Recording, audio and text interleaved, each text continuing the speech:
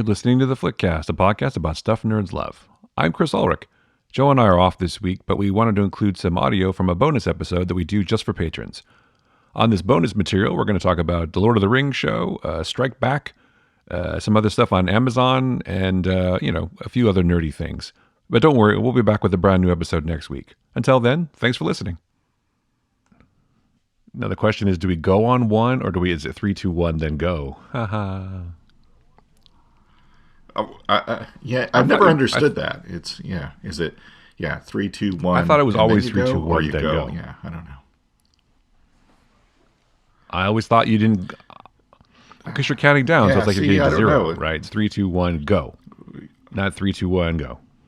I don't know. It sounds the same. I was watching. I made the mistake of I don't know. turning on. It wasn't a mistake, I guess. It just wasn't a great film. I was flipping. I was just like looking at I think it was Amazon, and there was that movie with Megan Fox where she's some kind of soldier in South Africa where they're fighting poachers or something. Anyway, they made that same joke. Is it 3, 2, 1? Yeah, totally. Called That's totally Rogue. believable. And so they made that same joke 3 times in the movie in like the space of 15 minutes. The one guy made the same joke. He's like, really? She's like, really again? And he's like, all the time. So, which that was kind of funny. So that's what made me think of it. Yeah, I was like, dude. Then I realized that guy was the guy from Strike Back. So that was weird. But the American guy who was playing the British guy. Yeah. Meanwhile, the British guy was playing, or the Australian guy was playing an American in that show. I like Strike Back. I thought it was a pretty good show, but I mean, it was very Cinemax, because they had to have nudity and sex every like 15 minutes. Plus, they had guns, so it's like the ultimate combination. I'm surprised the show didn't last longer. Well, it was weird because it started out as a British show, and then I guess whoever did it in Britain was like, well, I don't know if we're going to keep doing it, and I guess it had done well in the States or something like that, and Cinemax was like, oh, we'll continue it, and they kept like one character, I think, from the first season, and like totally changed the premise of the show, and then what this show needs is boobs. Apparently, I see. Yeah, it needs to be on Cinemax, and I think all subsequent seasons had very big cast. I mean, I don't think it had like the same cast each season, and then they did like Strike Back Legacy or something like that. It had a different villain every season, but the same two dudes, the two actors were the same, and then they had a sort of a revolving commander who had some issues, and then they changed. And Richard Armitage, who actually played the main dwarf in the Hobbit trilogy, was in the show, and then he's the guy who got kidnapped in the next season for Cinemax, and the two regular guys, Philip Winchester and Sullivan Stapleton, ended up being on the show for like 3 years, I think. Anyway, I enjoyed Strike Back. I enjoy boobs and guns, so there you go. Yeah. Well, there you go. And I know Sullivan Stapleton had to leave. I think the show actually ended for them anyway. So. But yeah, he got Blind Spot, and that did pretty well for him. And Philip Winchester was the guy who was in that movie Rogue with Megan Fox. Although Megan Fox isn't terrible. It's just she wasn't too believable as that character. But curiously, Philip Winchester, I had no problem believing him. Really? But because he's already played that character several times before. But anyway. Right. Oh, that's right. Because I think the show like ended again on Cinemax. They were like, yeah, we're done. And then a couple years later, they're like, we can still get some mileage out of that name. And I guess they revived it, and it was like all a bunch of different people. And it's a good idea. I imagine it's expensive to make, though. I mean, the idea of like a counterterrorism show is probably still topical, but 24 worked really well because it was one guy in modern day Los Angeles, and they had like one set, right? Like CTU was their main set, and that was pretty much it. And maybe Jack's house, and then random whatever. So that was like a cheaper way to do it. Strike Back goes to like different countries, and they go, like MI6 guys, and they blow shit up, and it's more expensive, I imagine. So, but you could do it as a limited show. I mean, you could do 6 episodes or 8 episodes. I think it would still be topical, but whatever. What do I know?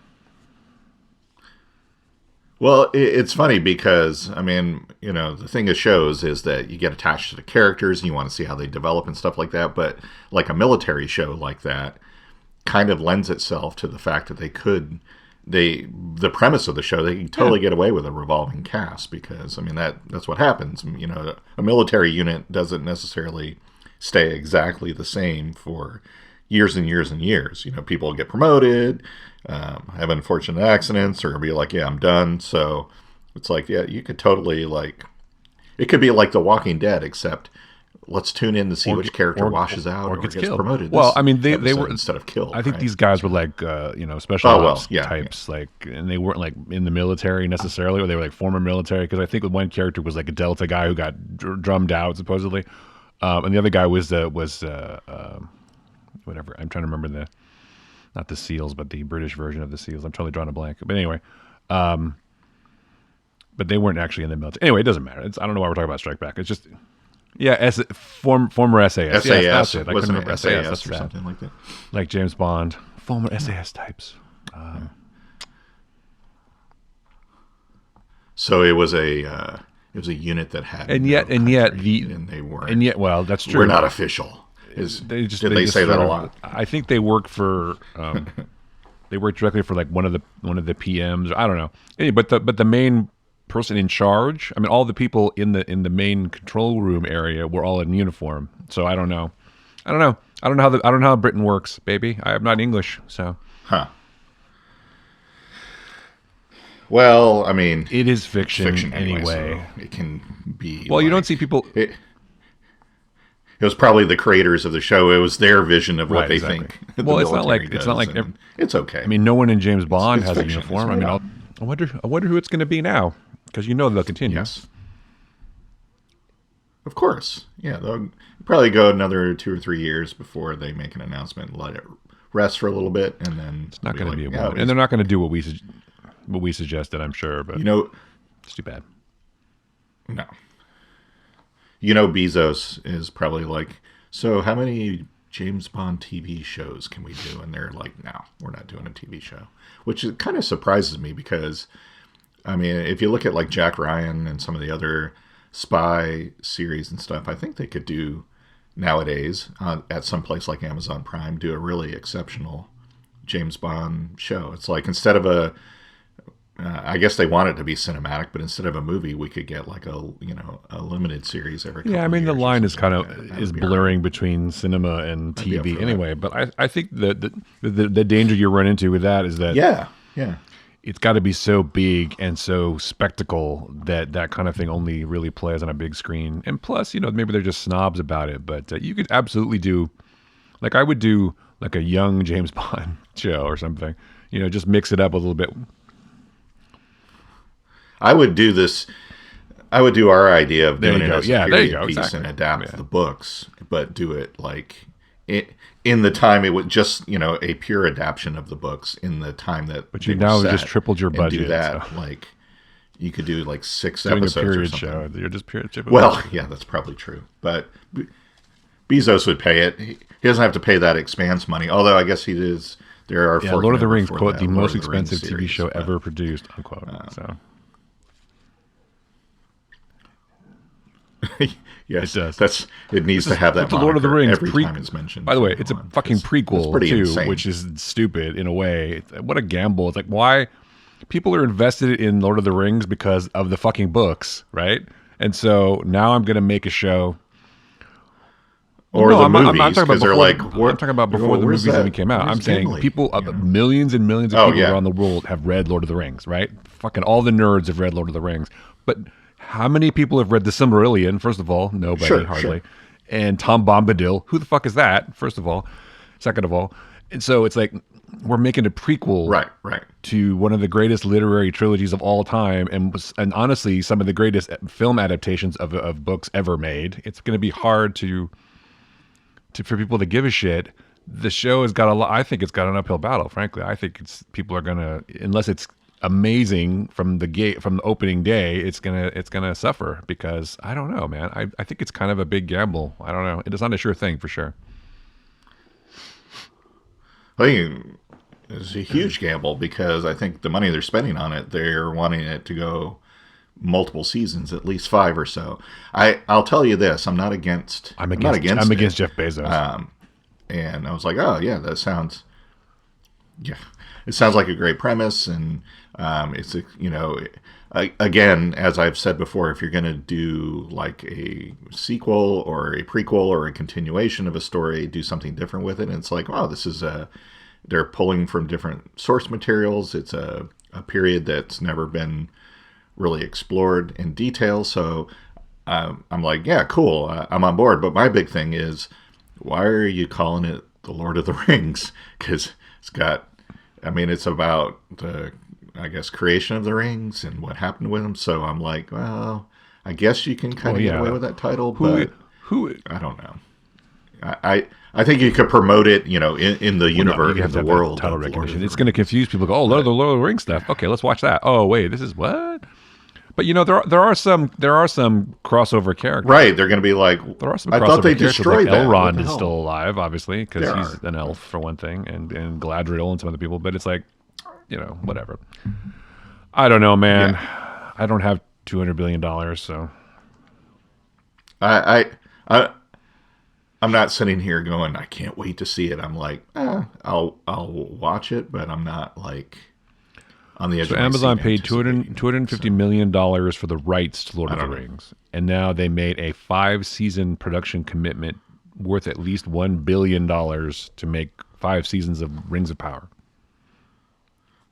Well, and here's the other thing too. I read that the Tolkien estate was like, you can pull from. They were very specific on where they could get their material from and what they could expand upon, and they were also very clear, as was Peter Jackson, that this doesn't tie into the movies, but yet all of the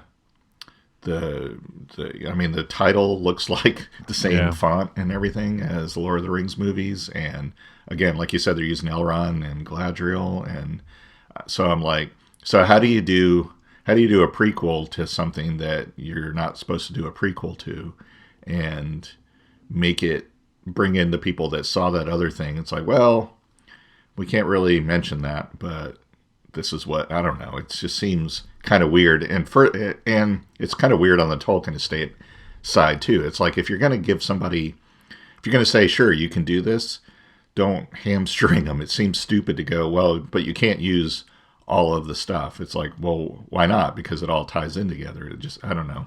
The whole thing seems weird. And it's just like, if you don't want somebody to adapt your family's thing, then don't do it. Don't say, well, you can do it, but it's just like, well, I don't know. Here's the interesting thing too. The guys they hired eventually, because Peter Jackson was talking to him about being involved, which would make sense, I guess.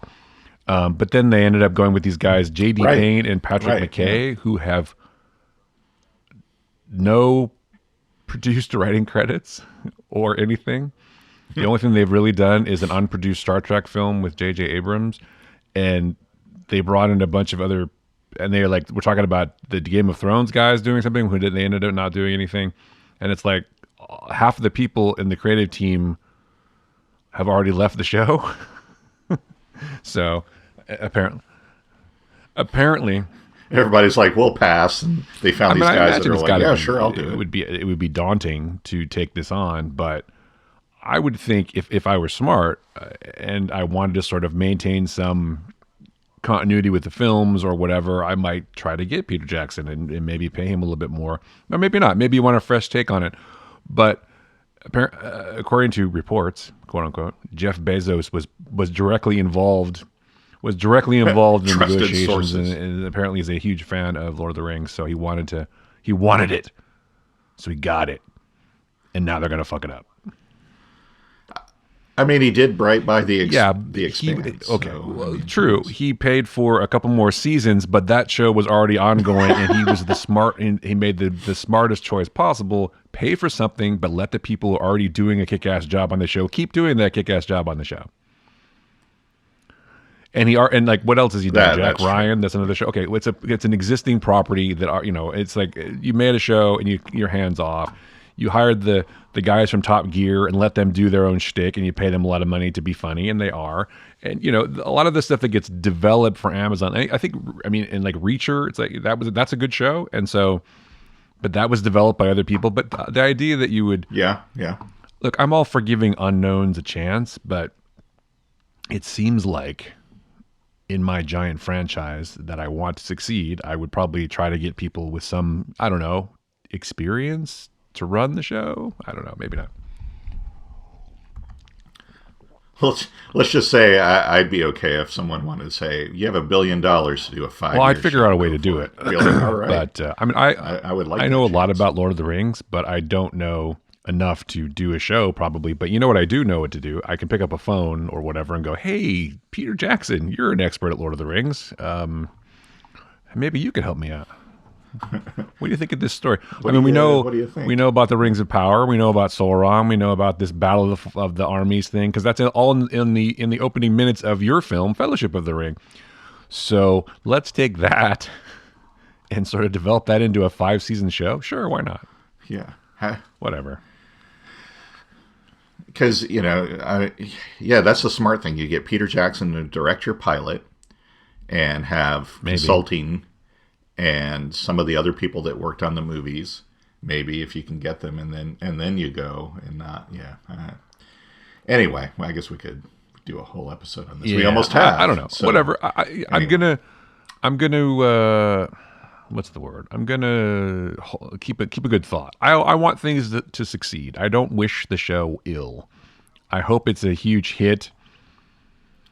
But I hope it's better than Wheel of Time because it's so funny you say that. I was really down on the show. I was like, wow, this is kind of dumb, but I stuck with it and it actually got better.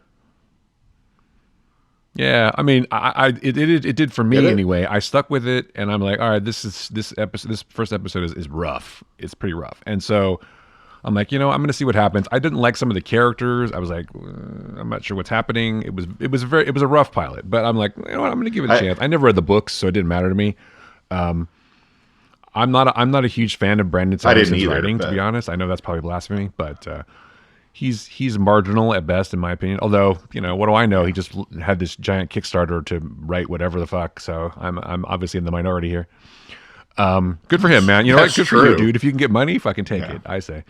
But it's like, I stuck with it and I was like, oh, okay, this is getting better. And now, I think I just got into the characters more. But yeah, it was a rough first episode for sure. I guess, yeah. I mean, my biggest problem was, first of all, I've seen all this before. And second of all, it seemed there were way too many characters making inexplicable decisions for the sake of the story. And I was like, you got to give it a chance. I'm sorry. So, I was thinking of Brandon Sanderson because he's the one who took on the Wheel of Time books after Robert Jordan died. So it's not really his fault. He did. I thought he had something to do with he had taken the over show. the franchise from Robert Jordan and started and kept writing it. So that's where he comes in. So, listen, it's got. And I think I fell into the trap that. Well, here's the thing. I was thinking about Wheel of Time that people are going to have a problem with it, and I totally admit maybe I did too. Is that my comment? Well, I've seen all this before. It's like, yeah, but this is also from a book series that kind of where a lot of this came from, right? So it's like it's kind of that double-edged sword of like everybody has gone, hey, that was a great concept, and that kind of set the tone for fantasy stories. So by this point, it's like, well, I've seen this multiple times, but it's like this was the original. So I guess I had a hard time reconciling that, but I was like, if this is the original, then this is really bad because it's just like I hate characters making inexplicable decisions for the sake of the story, and and it's not. I mean, you can have one or two characters do that, but if it's like if you then want me to believe that they're this all-knowing, all-powerful, or up-and-coming savior character, it's like I have a problem with that because. You just showed me they were an idiot. Especially like the all-wise, whatever her name was.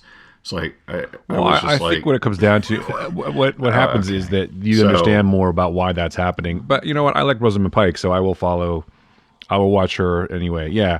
It definitely gets better. And they do explain a lot of things that happens. And you get more about her story and about the relationship between her and all of like the protector guys and everything, and who these, only women can have power, but these men who have power like go crazy and do stuff, and it's actually really good. It actually, well, I want to say really good, but it definitely got better for sure. And I would say maybe, it's 8 episodes or something. I think you can probably get through it. I would, you don't have to go and do it just because I said so, but it actually got better. So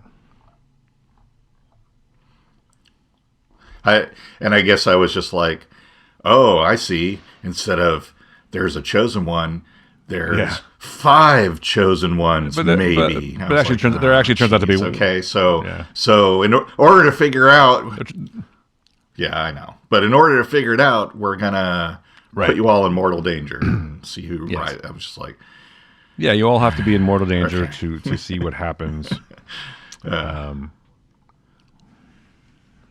And the person who's seeking the chosen one is always one step behind the bad guys that have to wipe out the village to get the chosen one or ones to go.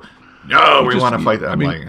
That's the problem when you do any kind of fantasy related stuff. It's like either Lord of the Rings is an influence because you can't help it; it's been around for so long, or now everyone's going to compare your shit to Game of Thrones. Oh, there's dragons in this one. There's a dragon. Is it the Princess of Dragons or whatever? I mean, because the main character in this thing is the Dragon Reborn, right? So it's like what? So some of the performances are not fantastic, but it's not bad. It's not a bad show. But anyway. Yeah. Well, that was the other thing too. Is the thing you have to go to today related to your new job? No. Melanie's getting a booster shot. Look at today. you! I'm going to drive. Such a sweet man you are. Just in case. You're a good hubby. Yeah. That's what they tell you. That's the rumor. Yeah, you got to believe it too. That's the problem. You got to believe it too. That's my problem with parenting. Like people say, "Oh, you're a pretty good dad." I'm like, no. Exactly. Am I though? I just had my kid watch Predator last night, so whatever. Yeah. Because he had nachos for dinner and it's good parenting and ramen, and then we watched. Introduce him to the we were classics. going through my list of movies. I'm like, oh, and here's another movie with Arnold Schwarzenegger. He's like, wow, Arnold Schwarzenegger's in a lot of movies. Like, yeah, he was really popular in the 80s or the 90s. When I made movies. Here's Terminator. Here's this, and here's 2 movies with this guy Kurt Russell, Big Trouble in Little China, and Escape from New York. It's the same guy. So yes. I was showing him all the movies I own on Apple. Yeah. I was like, 380 movies. Like, yeah, I'm stupid. I bought that many movies on Apple. But anyway, don't do that. Because I did the math, and that's a lot of money. Actually, it turns out. But no, but not all a lot. I mean, if you think their average of $20, if you multiply that by 330 or something, that's a lot. That's way too much money. I suppose the thing with digital movies as opposed to physical, it's not like you can. I can't resell them, but I can download all of them. Even if and the nice thing about it is I bought a lot of these a while ago, and then Apple just bumps them up to 4K without any extra money. So like, oh, if you want the 4K version, you can stream that instead. I'm like, oh, that's cool, thanks. So I don't have to pay extra. Yeah. That's what Google does that too.